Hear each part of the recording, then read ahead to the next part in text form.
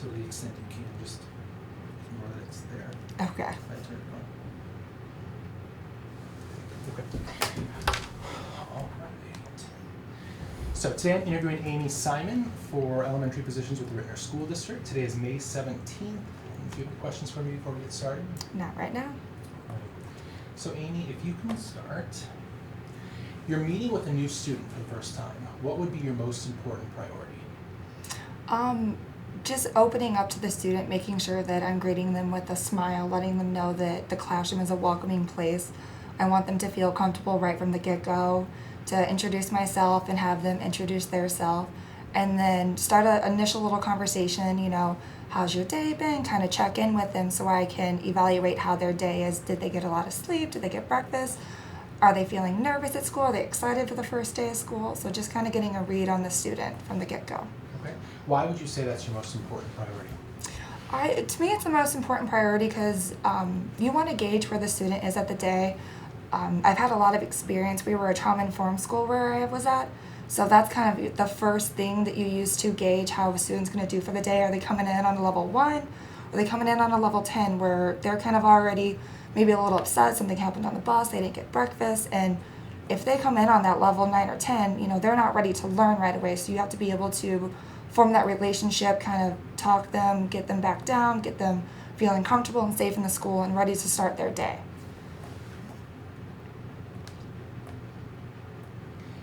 You overhear two students talking about being treated unfairly by you. What would be your first thought? That I would want to open up a dialogue with the students. I believe in having class meetings. I think it's a great opportunity for the students to share their thoughts openly. Because if one student is feeling that way, perhaps there's another, and I would always want to be reflective and figure out what's going on. Is there a miscommunication between me and the students? So I want to open a dialogue with those two students and then possibly open it up to a class meeting. Okay. So how do you ensure in your classroom that you're treating all students fairly?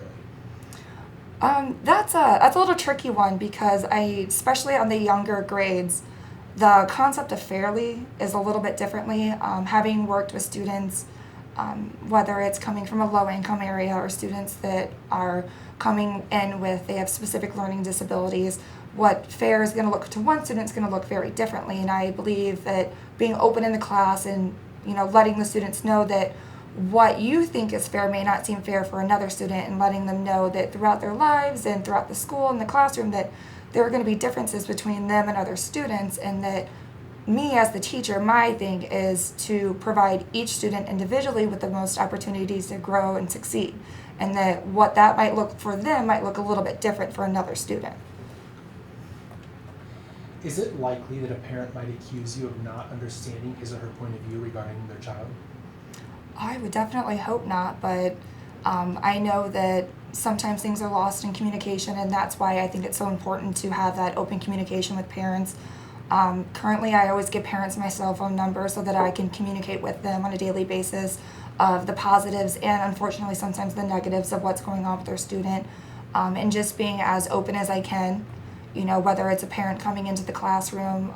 I'm not quite sure on Rittner's protocol for that, but I know that we had an open door policy at our school so that parents could come in, and if they perceived a problem or something like that, they could come in and observe and speak with me. So one of your colleagues tells you to always validate the feelings of a student. Is that a good idea? I think it's very important. I think that our kids are growing and learning not only as learners but as people, emotionally developing, and it's so important to always hear what a child has to say. Okay. So how would you validate the feelings of a student in your classroom? My biggest thing is just being able to be there for the student, to talk with them, to really listen to them. What they're thinking and feeling is just as important as what they're learning, to me. A student teacher is teaching your class and has a wonderful idea to make the class more interesting. You are concerned that the idea will affect the amount of content to be covered. Could that be a real situation? It definitely could be a real situation, but hopefully it can be also a guiding situation. So how would you handle that situation? Push the student teacher to say, this is a really great idea, but how could you push the content more? What could you do to be assessing the content for the students and really be pushing them and having them grow, and then possibly giving them another suggestion that I've seen be successful in the past. Okay. Do you design and write out a lesson plan in detail for an activity or a unit? Yes. What is the essential component you must include in your lesson plan to make sure students are learning? It has to be engaging. I love using different strategies. This year I've been able to use a lot of different Kagan strategies. I think one of the ones that my students really enjoy doing is like a quiz trade. They get to get up, move around the classroom. They're, obviously physically engaged, and then having that quiz trade chance gives them a chance to cover a lot of content in a quick amount of time. As a teacher, how important is your classroom learning environment? Oh, it's going to be one of the most important things. Creating a learning environment where the students feel that they can come in and just feel safe and comfortable, because that's when they're going to learn the best. And having an open concept, I've toyed around with the idea of different seating arrangements, and now I'm of course blanking on the word. Having them pick different ways to sit in a class. So.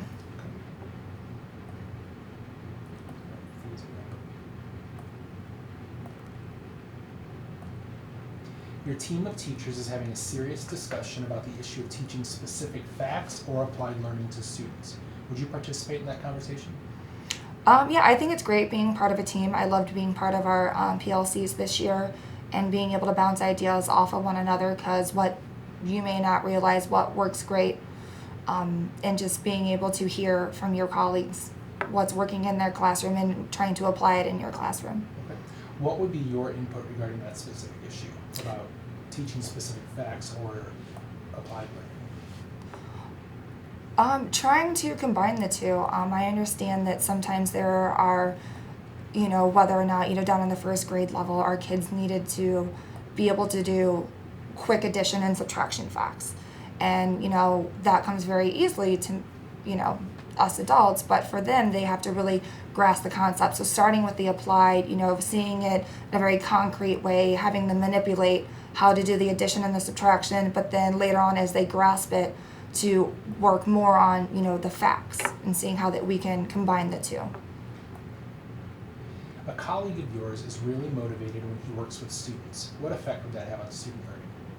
I think it's going to have a very positive effect. The students are very perceptive, and if you're enthusiastic about what you're teaching, they're going to be more enthusiastic about learning it. Okay. What do you do each day for yourself so you stay mentally motivated to work with students? My morning routine, my coffee, just relaxing in the morning and setting the day up. I like to make sure that I get to my classroom about 40 minutes to an hour early to really just kind of get in there, drink my coffee, get myself organized for the day, make sure that I'm as prepared as I can be so that I'm ready for the students to come in. Okay. Your principal asks you to partner with a parent of a student in your classroom. How would you respond?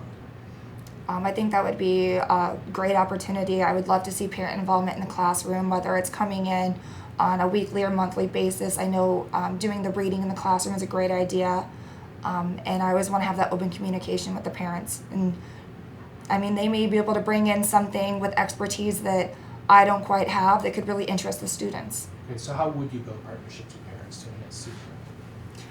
Right from the get-go, I like to make sure that I reach out to the parents before the school year even starts to introduce myself, and of course having them come in and hopefully meet them on the parent night. But I do understand that getting to a school at a certain time is sometimes difficult for parents. Technology gives us a great way to keep in touch with the parents.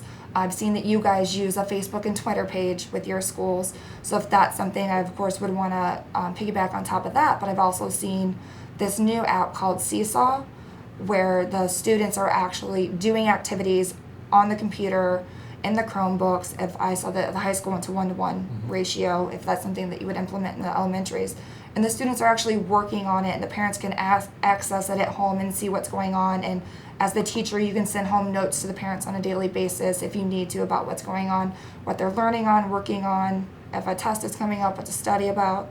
So.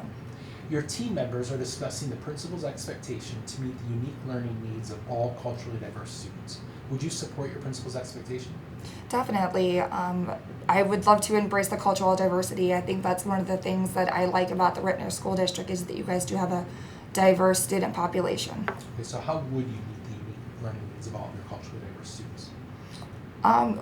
Being open about it, I would love for the students to be able to share about their cultural background and be able to incorporate that in the learning process, whether we're doing reading units from different nationalities and things like that. And then for the students to be able to come in and take ownership of their cultural background, I think is a great thing to, bring in and share something from home or share a book, or again, have the parents come in. When I was at Goddard, we had a lot of families that were Indian, and I learned all about the Festival Lights Diwali, and it was great to see the parents come in and really share that history with the class. How do you or how would you want your students to describe you to their friends? Oh, that's a good question. I would hope that, it would be something along the lines of like, we love Miss Simon, like, we get to do so much in her class and we love learning in her class. Why do you want your students to describe you that way? Because I want to instill a love of learning in all students. I myself, love learning and love growing, and I believe it's so important that you can just really explore different things, especially through reading, which is one of my favorite subjects. And I just want students to come in and enjoy learning, that it's not coming in and it's the, kill and drill worksheets. I want them to be able to do hands-on activities where they're learning and growing and problem solving. A student believes that you are not fair in grading her last exam. What would you do? I would want to have a conversation with her. Obviously, that if we're grading a paper, a test, or a project, there's going to be a set rubric. Going back over and discussing with the student what the expectations were for the project or paper, and then discussing with her where it was possibly where the points were missing, and give her the chance to learn and grow from not that mistake, but from that grade. And that the next time, if you really want that A, the next time I need you to cover all the expectations, to really go down the rubric or the scoring guide and look at what you need to do. Okay. Could two students engaged in a conversation respond disrespectfully to each other? Would I allow that? Is that what the Could question? they? Oh. Could two students engaged in a conversation respond disrespectfully to each other? I believe that that's something that can happen in the school, but So if you overhear that conversation, what actions would you take? just to go over and work on the problem solving, I would take it as a teaching moment, teaching the students that it's okay to disagree. But what it's not okay to do is to be disrespectful to another person, and to teach them the dialogue and language that they can use to have a disagreement but still being respectful.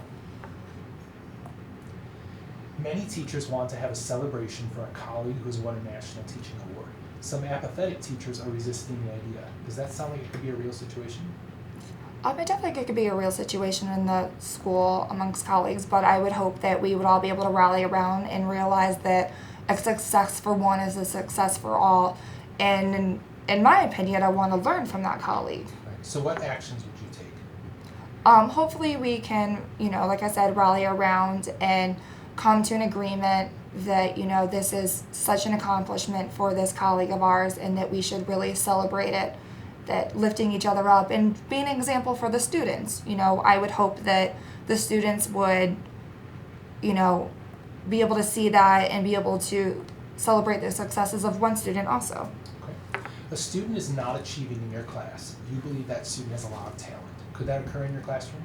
I definitely think it could occur. What actions would you take to bring about a change in that student's performance? Again, opening up that dialogue and figuring out what's going on. Is the student feel like they're not being challenged enough? Do they feel that the content is below them and therefore they're not pushing themselves? Because that's definitely something that they could do. There are so many different options. If you feel that that student is above and beyond, you could set up like a peer tutoring where they feel a little more individual and validated in their abilities and then helping somebody else. As a cooperating teacher, would you seek feedback from your student teacher to enhance student learning? Yeah, I think that a different perspective and somebody coming in and seeing something different that you may not see is a great thing. That was one of the things I always pushed with my supervisors and my principals is that open feedback and communication about, what can I be doing differently? Do you think this is effective? So let me pause there. Oh, sorry. So what strategies would you use to collect that information from your student teacher? If they have input, Yeah, so From- you said yes, you'd seek feedback from Okay. them. What strategies would you use to collect that information? just go ahead and having a conversation with them. I know when I was student teaching, I would often take notes and things like that. If they have something that I can look back at, I think that would also be great. Could a colleague's teaching style be way too student-centered? In my opinion, I think that it's important to be student-centered, so I wouldn't kind of understand what one would be too much student-centered, what that would look like. So probably that. Okay, a close colleague of yours tells you that your teaching style is too student-centered. What would you say to your colleague? I would just want to know what the thought process was and where they're thinking it's too student-centered, and then kind of, again, getting their feedback of, why they're thinking that, and if they are seeing it as a problem, what I can do to improve that. So, The proposed curriculum guide requires you to spend more time with students on classroom learning and less time on real-world applications. Is that a good idea? I think that, we need to make things realistic for the students to engage them. So I think that it's important to have that real world connection with it. And I mean, with it not being specific, I would really have to kind of figure out why they wouldn't want to connect it to real world learning. So what would you say to your principal in that situation? Again, just asking them, what is the motivation here with running the curriculum that way as opposed to having a real world connection, because I think that is one of the things that helps the students engage into a lesson. One of your colleagues believes every student in her classroom can be motivated to learn. Is that realistic? I believe that you can find a motivation for every student. You just have to be able to delve down and figure out what it is, and that's why it's so important to form those connections with your students to find out what's going to motivate them. Is it going to be simply that they want to get an A on the test, or are you going to have to set up, I've had to do with a lot of students, set up an incentive plan, to really kind of engage them into the lesson. Okay. Your school has an invitation to partner on a project with a business person in your community. How would you respond? I would actually love that. I think it's great having the community involvement. I think the high school's done a little bit with the community action agency down the street, and I would love to do more with the local businesses and really turning the school into more of a community and having the different communities being invested in the school. So how would you connect this partnership to your student learning? It would be a business, or can I kind of pick one? One of the things I think would be great, the Community Action Agency down the street has a farm program. They actually have a farm in Bellerive, and I think it would be a great opportunity to kind of connect the students to a real life thing, but also seeing how a business runs. They're able to see different people in their community being successful at a business, but then they can also learn something. I think it would be a great idea to connect with them and have a farm program. Your students are not understanding the worth and dignity of classmates who are different. Is that possible? I definitely think it is a possibility. So what would you do to bring about a change? Once again, kind of how I spoke about being the fairness, just being able to address the differences in students. I think it's very important. Being open with them about it, and through different teachings, there's a lot of great literature out there that speaks to the differences of students.